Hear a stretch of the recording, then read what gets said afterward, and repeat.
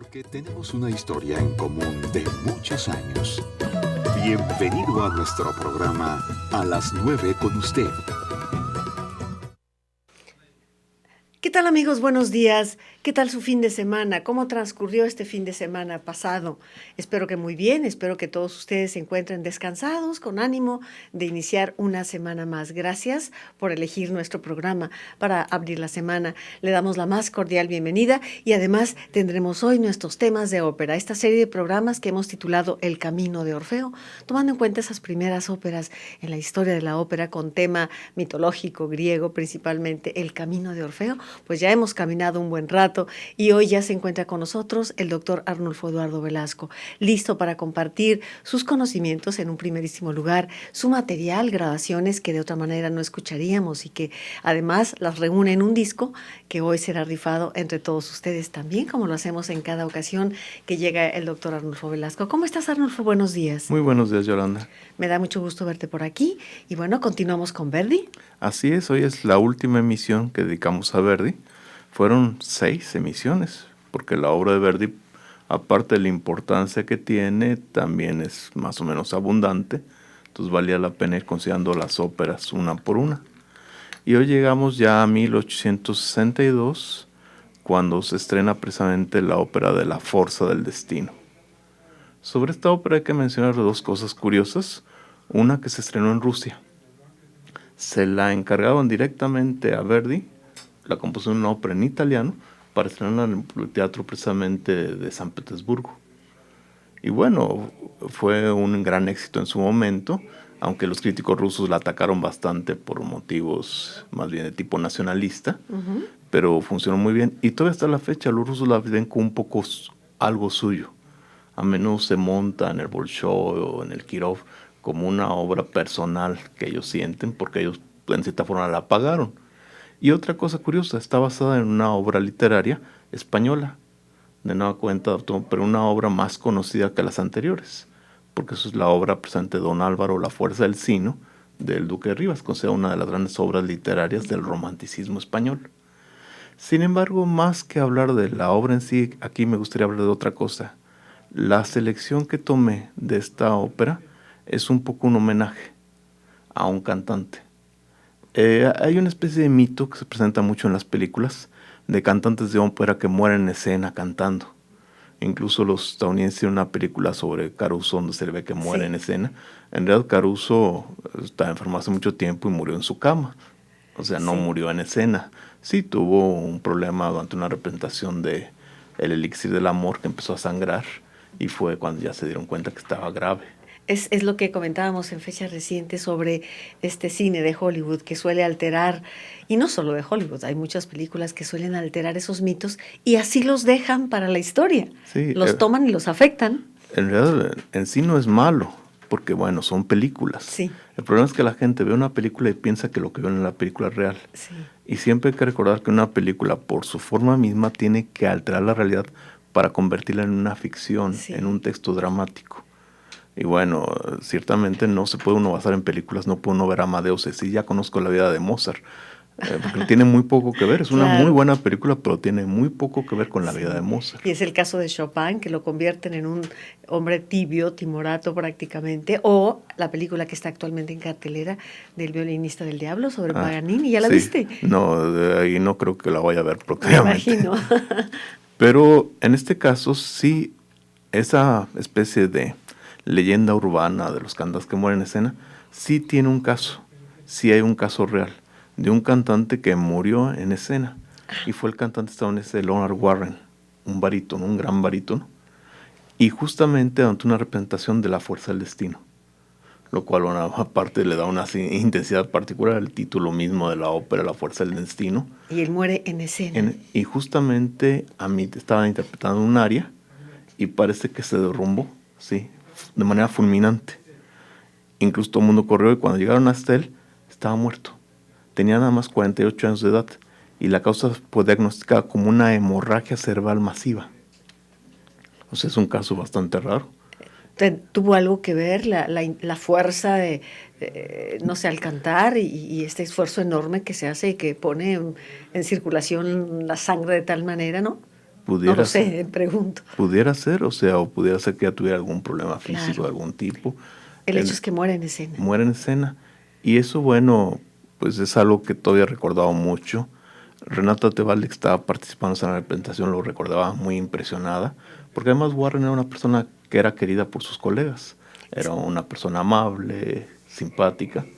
Entonces les impresionó mucho ese aspecto. ¿Se grabaría esa ocasión, Arnulfo? No. Porque sería un documento y te puedes imaginar. Sí, pero no existe la grabación de eso. No, qué pena. Pero en contrapartida selecciona precisamente el dueto, el famoso dueto del final del último acto, en cual Warren canta con Jan Peerce, otro cantante estadounidense conocido, los dos curiosamente de origen europeo judío. Uh-huh. No sé por qué en Estados Unidos tienen tanta tendencia a idealizar a un cantante que se llama Richard Tucker, que era más bien mediocre, cuando han tenido varios cantantes bastante buenos como Warren y Peerce, que eran mucho más interesantes en su forma de cantar. Bueno, supongo que a veces es cuestión más que nada de las buenas relaciones que tienen los cantantes con los críticos y esas cosas. Pero bueno, Warren es una figura interesante. El dueto es demasiado largo para que lo escuchemos completo. Pero si te parece, vamos oyéndolo y lo enlazamos precisamente con el corte. Perfectamente. Yo agradezco a los compañeros, a Víctor Hugo Barbosa, a Claudia Fernández, a Ángel Rodríguez, también a Inge Fernando, su apoyo para este programa. Entonces vamos a dejar correr la música y lo ligaremos con el primer corte de su programa. Le recuerdo los teléfonos. ¿Puedes irlos soltando, por favor, Barcita? 3030 53 26, 3030 53 28.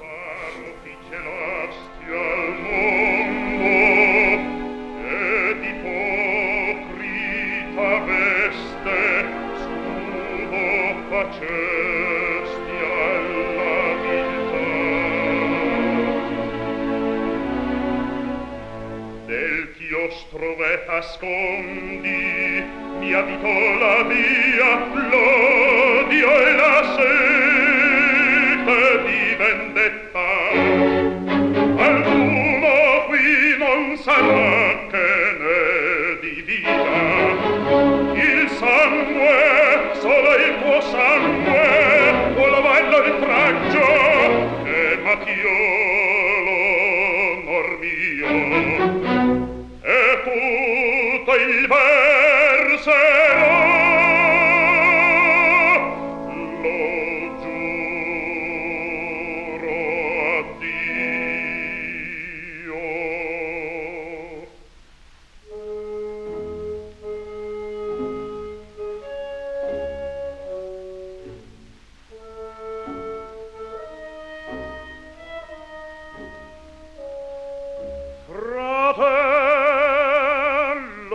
Riconoscimi, Don Carlo, voi vivente, da un lustro nevo in traccia, ti trovo finalmente. Col sangue sol cancellasi l'infamia ed il delitto, ch'io ti pulisca e scritto libro del destin. Tu proveposti ormonato un'arma qui non hai, deggio il tuo sangue spargerei, scegli due ne portai. Nel mondo intendo or queste vesti levo, dicon che valli a me che veni dende il cor, lasciatemi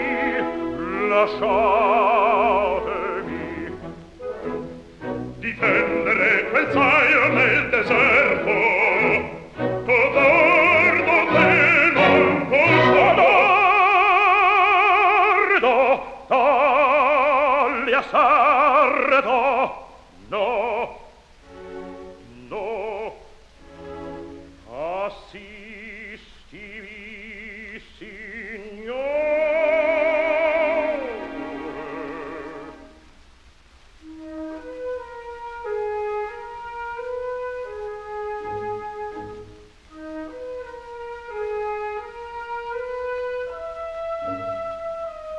le vinacce fieri accenti,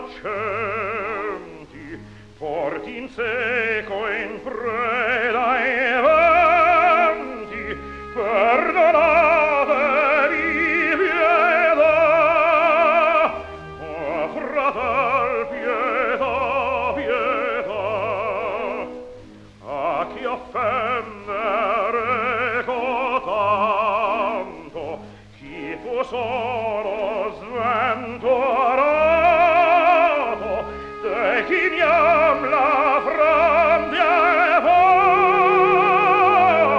fratel, pietà, pietà, un coltello, fratel,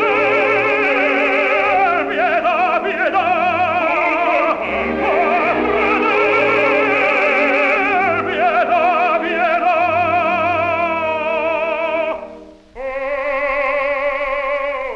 Una suora mi lasciasti, che tradita abbandonasti, che tradita abbandonasti, all'infamia e al disonor.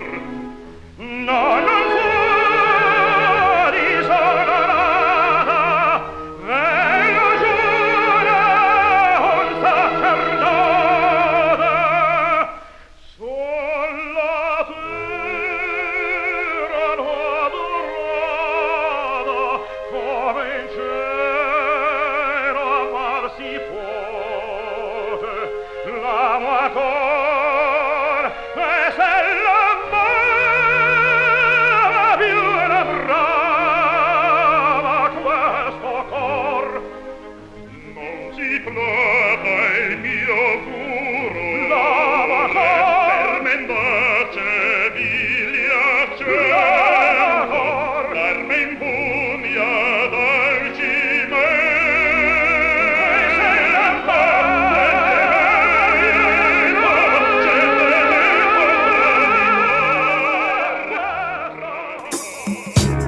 A las 9 con usted. Regresamos. A las 9 con usted. Continuamos. Continuamos con usted hoy hablando de la historia de la ópera en este camino de Orfeo que hemos iniciado con la presencia del doctor Arnulfo Eduardo Velasco, que hoy continuamos. Hoy es el último programa dedicado a Giuseppe Verdi. Entonces, bueno, disfrutemos y aprovechemos estas grabaciones y estos comentarios de Arnulfo que nos orientan, como esto que acabamos de escuchar hace un momento, un cantante totalmente verdiano, ¿no, Arnulfo? Sí, Leonard Warren, la voz era Sí. típicamente verdiana y era un muy buen cantante, ciertamente. Lástima que haya muerto tan joven y de forma tan trágica. Sí. Bueno, pero seguimos. Después de Rusia, Verdi tuvo un trabajo curioso por el hecho de que en Londres organizó una exposición internacional y bueno, a Verdi le encargaron hacer una obra y compuso una breve obra coral que se llama El himno de las naciones. En este caso lo interesante es que el texto de esta obra fue escrito por un joven que se llama Rigo Boito. Boito era originalmente un antiverdiano furibundo que atacó mucho a Verdi, pero con el tiempo fue modificando su opinión y esta primera colaboración fue el inicio de una colaboración muy activa que iban a tener posteriormente. Sin embargo, el himno de las naciones no se presentó donde se iba a presentar porque Verdi cometió, pues digamos, la falta de incluir ciertas citas musicales dentro de su obra, entre otras a la Marsellesa y a Fratelli d'Italia, dos obras que estaban muy identificadas con los movimientos revolucionarios y por lo tanto el director de la exposición no quiso montar la obra. Pero se montó aparte en el Teatro de Su Majestad con la presencia de la Reina Victoria y tuvo mucho éxito. ¿Sabes qué? Me sorprende constantemente, Arnulfo, el hecho de que la historia de la ópera vaya de la mano de cantidad de episodios que tienen que ver con la política. Mucho. Todo el tiempo, todo el tiempo. Ya el arte siempre está relacionado con los hechos económicos, políticos y sociales. Lo que es que todo el mundo se cuenta como si existiera ya al margen, una zona ideal. Sí. Y no, siempre los hechos que están ocurriendo Reflejan. se reflejan o al menos afectan el desarrollo de las obras de arte. Así es. Y la vida de los artistas, por supuesto. Bueno, después de eso, Verdi se trasladó a Francia, donde montó una ópera que compuso especialmente para la Ópera de París, el Don Carlos. Es una adaptación de un texto de Friedrich Schiller. Esta ópera está basada en la vida de un personaje real, pero Schiller de nueva cuenta alteró totalmente la historia. Don Carlos era hijo del rey Felipe II. E históricamente sabemos que era un enfermo mental, un hombre que tenía tendencias muy agresivas, aparentemente no estaba bien desarrollado en muchos aspectos, y murió muy joven, no se sabe en qué circunstancias. Incluso el padre mismo lo tuvo que, encarcelar porque era un problema serio. Era como muy sádico. Pero en la obra de Schiller se le presenta de una manera diferente. Se le presenta como un personaje un poco frágil, pero muy honesto, que lucha en contra de la opresión, que se alía con un amigo, el Marqués de Poza, en contra de la dictadura de su padre. La obra no es demasiado interesante, la obra teatral, pero la ópera de Verdi sí, porque Verdi le agregó una dimensión especial, una música extraordinaria que además, como se señaló a menudo, expresa mucho ese sentido de la compasión que Verdi tenía, ese afecto que tiene por todos sus personajes y que se manifiesta en la música misma. Incluso en la versión de Verdi, cada uno de los personajes tiene su motivación, cada uno tiene sus razones, y no se puede decir que en toda la ópera veas ninguno que digas es un villano. Quizá un poco el Gran Inquisidor, pero Felipe II es un personaje muy patético, incluso es un gran papel para los bajos, por esa angustia del hombre anciano que descubre precisamente que pues su hijo se está separando de él y que la mujer nueva con la que se acaba de casar está enamorada de su hijo. Y bueno, Poza, incluso mucha gente ha dicho que es claramente una figura pues que sugiere una cierta homosexualidad. Está claramente enamorado de Don Carlos y hay también una angustia muy clara. Éboli, que podría ser la villana, es una mujer muy angustiada también, que se enfrenta precisamente al sentido de sus propias acciones. Eso hace que la ópera de Verdi sea muy interesante y muy admirada. Profundamente humana. Nada más que muy difícil de montar, porque tiene que montarse con mucho cuidado, logrando precisamente resaltar este aspecto intimista, humano de los personajes. Y además resolver con mucha delicadeza y compromiso esas ambigüedades muy sutiles, sí. Que si se inclina hacia un lado, estás participando alterando un texto. Desgraciadamente muchos directores de escena tienen tendencia a tener visiones muy maniqueístas. Exacto. Que no participan de la visión de Verdi, exactamente. De esta ópera, quizá una de las partes más famosas es el famoso monólogo de Felipe II, que es como una especie de momento clave para los bajos. Todos los grandes bajos quieren hacer papel de Felipe II, porque además dicen que en esta ópera viene la prueba del bajo. No en el monólogo, sino un poco más adelante, en el enfrentamiento con el Gran Inquisidor. La voz del bajo tiene que llegar desde el nivel más bajo, grave, hasta el más alto dentro de su tesitura, en una sola frase. Dios mío, vaya reto. Se le llama precisamente la prueba del bajo. Si un bajo puede hacer eso, es que es bajo. O sea, es un bajo de verdad. Pero bueno, Don Carlos tiene dos versiones. La versión original fue en francés, con un libreto de Camille Dulocle. Y posteriormente Verdi hizo una versión traducida al italiano, que son prácticamente iguales. Ligeramente la que se monta es la versión italiana. Pero yo por ahora seleccioné precisamente el aria de Felipe II en la versión francesa, porque pienso que es interesante oírlo en francés, que no es lo más habitual. ¿Podemos recordar un poco del contenido, del texto? Precisamente el aria se llama precisamente Ella no me ama. Incluso es muy famoso que empieza precisamente con una parte orquestal, donde Verdi precisamente utiliza las cuerdas de manera extraordinaria para sugerir el sueño del personaje. O sea, Felipe II está en un estado de dormevela entre el insomnio y el sueño, sentado precisamente en una silla, medio dormido, y empieza a hablar en sueños. Es decir, el inconsciente que emerge. Sí, así es, y empieza diciendo, ella no me ama. El ne m'aime pas. El ne m'aime pas. Y posteriormente despierta y dice, ¿dónde estoy? Y ella empieza a decir, sí, efectivamente. Cuando me vio por primera vez se me quedó viendo, vio mis cabellos blancos. ¿Cómo es posible? O sea, ¿en qué situación estoy? Y sobre todo dice, si la corona real me diera el poder de leer en el corazón. Pero en realidad, un rey, sin saberlo, pierde su corona y pierde a su mujer. Vamos a escuchar entonces este monólogo y aproveche para marcar. Es 30, Joseph Rouleau, el intérprete, un cantante canadiense. Bien, 3030-5326.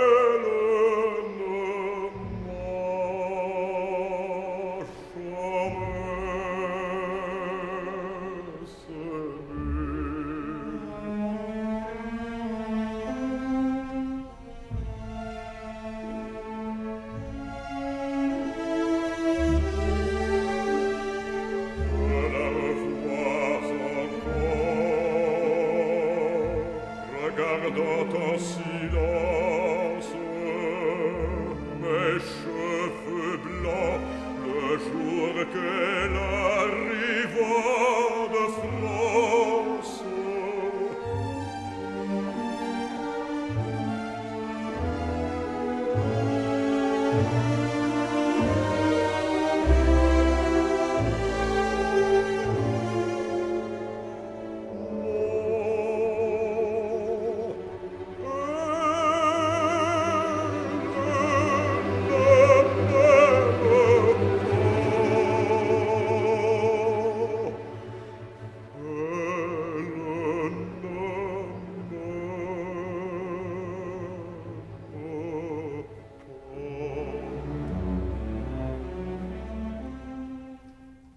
Où suis-je?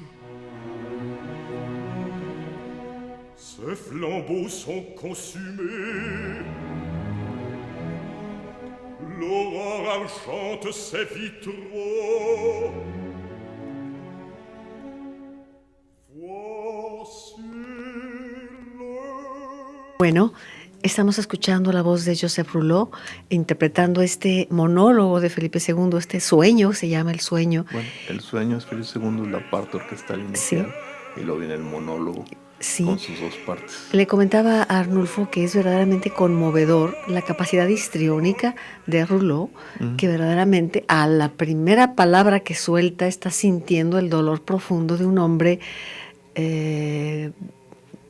perfectamente consciente de su impotencia. Y que se siente engañado y que contrapone precisamente el hecho de ser un hombre que quizá era el hombre más poderoso de su época, con su total impotencia para controlar precisamente sus problemas de tipo humano. Sí, esa es precisamente la condición humana limitante, y me hizo recordar al famoso Calígula, ¿no? Esta obra maravillosa de Camus. Sí, es precisamente el problema del poder, es un tema básico precisamente de la ópera de Don Carlos, y por eso, en contra de lo que mucha gente piensa, las óperas a menudo tienen mucho más profundidad de lo que se cree. Lo que pasa es que la gente se va únicamente por el libreto, que a menudo son bastante malos, y no captan que el sentido de la ópera está en la música, que la música es la que está comunicando el mensaje. Y cuando hay una afortunada combinación también, esto crece enormemente. Sí, pero en realidad son raras las óperas con buenos libretos. Bueno, es correcto, pero así que uno diga un gran libreto, una gran obra literaria, son muy raras. Sí. Es lo que me acuerdo precisamente de Antonio Tabucchi siempre, que este escritor italiano fue a oír el autor de Sostiene Pereira. Sí, fue a oír la ópera de Norma y salió furioso. ¿Por qué? Porque dijo, es que el libreto es malísimo. Y el libreto de Norma es de los mejores libretos. Fíjate. Pero lo que pasa es que Tabucchi tenía un problema, no le gustaba la música. Entonces cuando iba a oír una ópera, la veía como una obra de teatro. Y claro, así no funciona. La ópera no es teatro, es otra forma de expresión que tiene sus características propias. Se representa en un teatro con personas que están interpretando papeles, pero lo que domina y lo que uno tiene que estar atento es a la música, no a otras cosas, no a que haya una escena muy bonita y que ponga una cascadita y cosas de tipo. La música habla. Es como dicen en Estados Unidos, cuando alguien precisamente pide un café, dicen, si lo que querías era leche y azúcar, ¿para qué pediste café? Así, si lo que quieres es actuaciones y escenografía, ¿para qué vas a la ópera? Amigos, vamos a ir al corte del programa en este momento. Recuerde que la música que estamos oyendo usted se la puede llevar a casa porque nos obsequia un disco Arnulfo, que él mismo edita, él mismo reúne, y que usted se puede llevar si participa hoy con nosotros, 3030-5326, 3030-5328 y 01800-0878-817. En un momento regresamos para seguir escuchando ópera bajo la dirección de Arnulfo Velasco. A las 9 con usted. Regresamos. A las 9 con usted. Continuamos.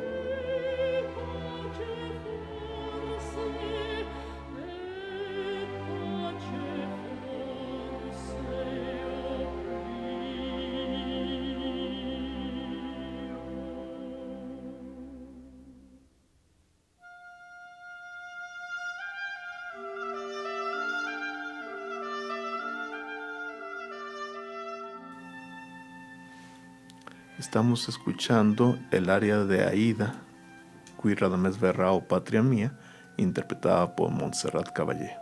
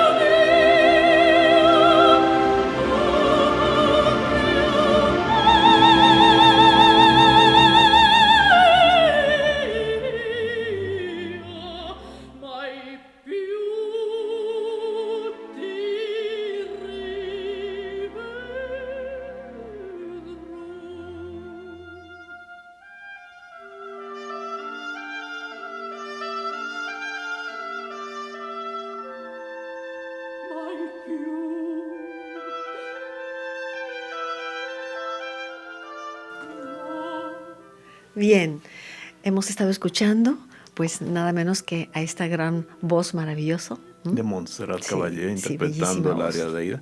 Esta ópera tuvo también una historia muy curiosa, porque la idea original era hacer una ópera para estrenar el Teatro de la Ópera del Cairo e se conmemora la inauguración del Canal de Suez.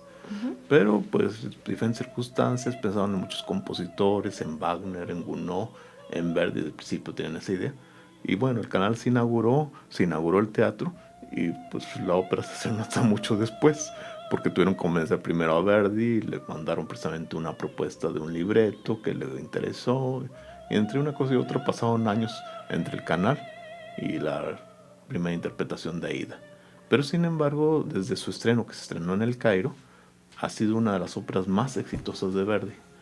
También de las más mal montadas, porque desgraciadamente se da muy a menudo por el super espectáculo y por la trompetea y todo eso, y se olvida que es una ópera que habla mucho de cuestiones también muy personales. Es una historia de un pequeño grupo de personajes y sus conflictos personales, y el exaltar tanto precisamente el aspecto espectacular a veces difumina lo que en realidad le interesaba a Verdi. Una curiosidad, la ópera termina de una forma muy bella, muy conocida, con la escena final de cuando mueren los... La inmolación de ambos. Sí, sí. Y bueno, esa parte, el texto, fue escrito por el mismo Verdi. Ah, sí. Sí, porque Verdi precisamente escribió el texto para explicarle a su libretista qué es lo que quería. Y luego el libretista le dijo, pues usa lo que tú escribiste. O sea, pues es lo que tú quieres, úsalo. Y bueno, Verdi le puso música. Efectivamente, es la única caso en el que tenemos precisamente un texto ejemplo escrito por el mismo Verdi. Él siempre pues, confiaba en sus libretistas para escribir sus libretos. Pero ahí, bueno, pues a él es el que se le ocurrió la idea de que quería que los personajes dijeran, y pues eso es lo que dicen finalmente. Ni siquiera está en verso. Y bastante poético. Sí, sí. A pesar de no estar rimado, ¿no? Precisamente lo que pasa es que es muy sencillo, muy directo. Simplemente dicen lo que tienen que decir, sin tanto engolamiento. Bien. Bueno, pero después de Aida hubo un periodo como vacío. Verdi ya era un hombre mayor, ya no se interesa tanto por estar tanto trabajando, y en cierta forma ya pensó en su retiro. Una de las pocas cosas que hizo antes de tiempo es que, bueno, planeó la composición de un requiem, primero cuando murió Rossini. Y bueno, la idea era que diferentes compositores de la época, cada uno escribiera una parte del requiem, pero ese asunto nunca se llegó a hacer. Y luego falleció Alessandro Manzoni, un escritor al que él admiraba mucho, el autor de Los Novios, y ahí Verdi decidió pues hacer él solo el requiem. Y bueno, compuso su famosísimo requiem, que junto con el de Mozart es el más famoso que hay. Requiems existen en una enorme cantidad, casi cada compositor tiene uno, pero realmente los dos famosos son el incompleto de Mozart y el de Verdi. Y el operístico de Verdi, que es bien curioso porque es bastante operístico. Sí. Bueno, pero ese no es el tema de nuestro programa. Algún día harás un programa sobre el requiem. Pero bueno, parecía que estaba retirado, se dedicaba a su granja y a cuestiones de tipo filantrópico. Verdi era un hombre muy generoso. Cuando su libretista Francesco Maria Piave tuvo un derrame cerebral que lo dejó paralítico, él mantuvo a la familia Piave. Incluso hasta le regaló propiedades a la hija para que tuviera una dote y todo eso. Dedicaba mucho precisamente a actividades con los campesinos para evitar que hubiera esa inmigración de los campesinos a las ciudades. Él bajó los costos del alquiler de las tierras que se acostumbraban a hacer en la región, que remodeló las casas donde estaban los campesinos, mejoró sistemas de riego, creó un hospital en una ciudad cercana, pagando completamente la construcción del hospital, y al final de su vida dedicó mucho a la construcción de un asilo para músicos retirados, que todavía existe en la ciudad de Milán y que se le conoce como la Casa Verdi, donde él está sepultado junto con su esposa. O sea, todo ese tipo de actividades le ocupaban su tiempo. Pero el editor Giulio Ricordi le puso una trampa. Sabía que Verdi admiraba mucho a Shakespeare y le dijo, ¿sabes que Arrigo Boito tiene un libreto sobre Otelo? Y bueno, no le hubiese dicho. Sí, eso le picó la curiosidad y le llevaron el libreto y le puso música. Sí, sí. O sea, terminó precisamente cayendo en la trampa, porque era una trampa que le pusieron entre Boito y Ricordi, y cayó redondito. O sea, les encantó. Y bueno, compuso lo que parecía que iba a ser su última ópera y que finalmente no lo fue, Otelo. Regresando del corte, justamente lo haremos con música de Otelo. ¿Le parece? ¿A quién vamos a escuchar regresando? A Ramón Vinay. Nada menos que Ramón Vinay. Bueno, volvemos en un momento. A las 9 con usted. Regresamos. A las 9 con usted. Continuamos.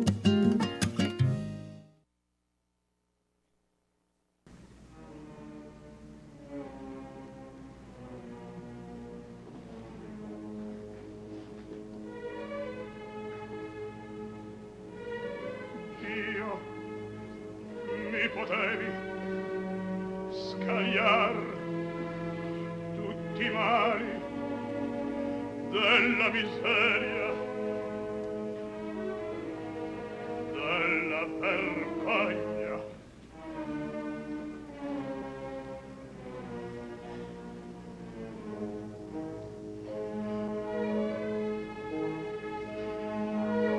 Ah, dei miei balli, trofei trionfali,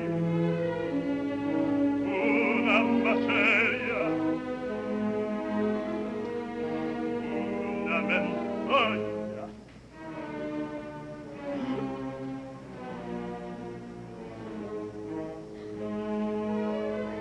E avrei portato la croce crudele d'angoscia e donde con calma fronte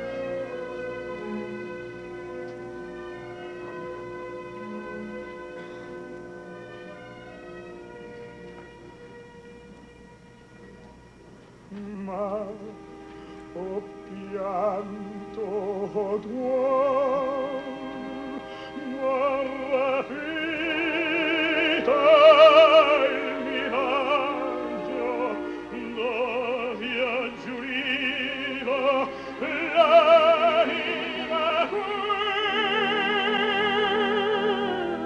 quieta. Spento è quel son, quel sorriso, quel raggio che mi fa viva, che mi fa niente. Bueno, ¿qué le parece? Estamos escuchando la voz de Ramón Binay, que es uno de los mejores, si no el mejor Otelo en grabación, me decías, Arnulfo, ¿no? Sí. Ramón Binay. Sí, un cantante muy discutido en algunos aspectos, pero indudablemente que su voz estaba perfecta para el papel de Otelo, Sí. porque Otelo no debe ser una voz de tenor convencional, debe ser una voz Más oscura. Básicamente oscura, Sí. que sugiera precisamente a ese personaje. Casi abaritonada. Sí, porque es un personaje que supone que es un guerrero. Ujú. Incluso ya Francesco Tamaño, el que estrenó Otelo, parece que tiene una voz de este tipo. Sí, Y bueno, es una ópera muy difícil para el tenor. muy difícil. Relativamente, porque también es una ópera que es fácil de hacerla si uno la hace mal. Si uno canturrea el papel y no pronuncia las palabras, todo eso sale fácil. Pero si uno realmente la hace sintiéndola y expresando lo que debe expresar, es muy difícil. Bien. Me gustaría recordarle al público, y es que no puedo dejar de comentar esta anécdota, que tal vez usted lo recordará, quienes han seguido el programa durante tantos años, que Ramón Binay nos visitó aquí, en el programa de radio, en una ocasión. Él muere aquí en Guadalajara porque estaba recluido en un centro asistencial hacia el final de su vida y padeció Alzheimer. Entonces supimos que estaba Ramón Binay, lo invitamos al programa en aquella ocasión y nunca lo olvidaré porque abrió la cabina cantando Al alba vincerò, Ramón Binay en el programa. Debe haber sido en los años 88, 89, porque él, decíamos, muere en el 96. Entonces Ramón Binay estuvo aquí en el programa. ¿Tú lo recuerdas, Arnulfo? Uy, sí, muchísimo tiempo ya. Muchísimo tiempo. Bueno. Y bueno, Ya precisamente la última ópera que finalmente compuso Verdi fue precisamente Falstaff. Falstaff fue su última ópera por el hecho de que de nada cuenta le volvieron a poner la misma trampa. Llegó Boito y le dijo: mire, maestro, tengo precisamente este resumen de un libreto posible basado en Las Alegres Comadres de Windsor de Shakespeare. Y de nuevo cayó otra vez Verdi. Nada más le dijo a Boito: no le digas a nadie, ni al editor ni a nadie. No quiero crear falsas expectativas porque pues a lo mejor me enfermo, me muero, Sí, y esto no va a quedar alcanza. incompleto. Sí. Pero alcanzó a completar y se estrenó. Y fue su última ópera. Fue su última ópera, que bueno, cuando estrenó precisamente del estreno tuvieron que sacar a Verdi y a Boito por una salida lateral del teatro, porque había tal histeria así del fanatismo de la gente fascinada con la ópera, que no lo pudieron sacar por el teatro. Pero qué buen cierre en su vida profesional, ¿eh? Falstaff. Sí, ya después de eso Verdi ya se quedó viudo, lo cual lo afectó mucho. Giuseppina Strepponi fue su compañera de casi toda la vida. Y bueno, el 21 de 1901 estaba en Milán, hospedado en el Gran Hotel de Milán, cuando sufrió un desmayo. El médico llegó y le diagnosticó una hemorragia cerebral que le dejó paralizado el lado derecho. Poco después entró en coma y el 27 de enero de 1901, a las 3 de la madrugada, falleció. Cuando se le sepultó, la gente, así sin ponerse de acuerdo, todo el mundo empezó a cantar, los asistentes, el Vapenciero de Nabucco. Y posteriormente, cuando su cuerpo se trasladó a la casa de reposo, o sea, a la Casa Verdi, sí se organizó precisamente un coro de 800 intérpretes, dirigido por el joven Arturo Toscanini, que interpretaban el Vapenciero mientras la daban el cuerpo. Esa es la historia de Verdi. Con esto cerramos esta serie de programas dedicados a Verdi. Gracias por tu llamada, Carmen Enciso, que me dice que le escucha desde la oficina. Qué bueno que así sea. Graciela Figueroa, muchas gracias. Te saluda Arnulfo. Antonio Uribe, quiero felicitarles. Disfruto mucho el programa, nos comenta. Federico Velasco Ursúa, saludos también al doctor Arnulfo Velasco, a todos en el programa. Muchas gracias, Federico. La señora Hernández, saludos, y participo también de la rifa. Rosa Mancilla, muchísimas gracias por el programa. Nos habla de la comida del maíz. Todavía no tenemos fecha, Rosita, todavía no hay por aquí fecha, ya te avisaremos. Sergio Gorjón, muchas gracias por llamar. Ángeles, gracias. Juanita Esparza dice, qué forma tan rica de empezar la semana, qué programazo, nos dice Juanita Esparza, muchas gracias. Jorge Valencia Ruiz, me encanta cuando va el doctor Arnulfo, qué bueno, nosotros también. Pues bueno, todas esas llamadas participan. ¿Quieres tomar una papeleta, por favor, Arnulfo? Sí, para hacer la rifa. ¿Es para? Es para Juanita Esparza. Juanita, te llevas este disco que hoy nos comparte, gracias Arnulfo, el doctor Arnulfo Velasco. Juanita Esparza, aquí tenemos tu teléfono de la Colonia Artesanos, se lleva este disco que reúne selecciones muy especiales. No es un disco que se consigue, es un disco que edita para el programa el doctor Velasco y que siempre nos trae una copia para ustedes. Entonces, Juanita, puedes pasar a partir de este momento aquí a tu casa de C7, Rojas González, 155, esquina con Avenida México. Y tenemos tiempo para despedirnos con la última selección. Arnulfo. ¿Con cuál? Precisamente Falstaff, el aria de Nanetta o de la Reina de las Hadas, porque está disfrazada de la Reina de las Hadas, interpretada por la soprano Hilde Gedden. Y es precisamente una muy buena despedida, porque aquí Verdi logró precisamente crear esa sensación de algo que se desvanece, de algo que se diluye, y es como una despedida muy interesante que nos da. Bueno, con esto agradecemos a todos ustedes el que nos hayan acompañado en este programa, y en un momento tendremos la oportunidad de despedirnos con esta área que hoy nos presenta Arnulfo, y que con ello le agradecemos el que nos haya acompañado día con día. Estamos listos en cuanto me indiques, por favor, Barcha. Mientras tanto, les recuerdo que mañana estará con nosotros Virginia Isingrini, que ha regresado, y que, ya nos aporta esta serie, el género parabólico. Mañana continuará Virginia con nosotros, y que hemos querido cerrar, adelantar un poquito para cerrar exactamente al final de esta área. Le dejamos con música y que tenga una excelente semana.